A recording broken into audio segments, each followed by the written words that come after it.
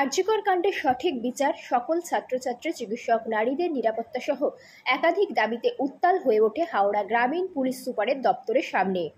Student ফ্রন্টের কর্মীরা সোমবার ২রা সেপ্টেম্বর হাওড়া গ্রামীণ পুলিশ সুপারের দপ্তরের সামনে ঘেরাও করে বিক্ষোভ দেখায়।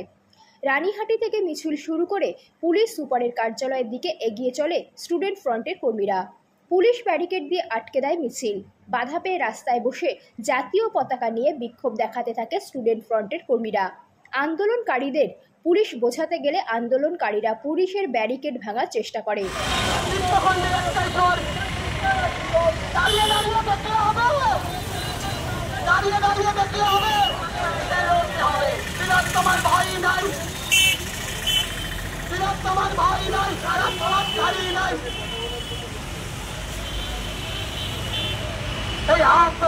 সংগ্রাম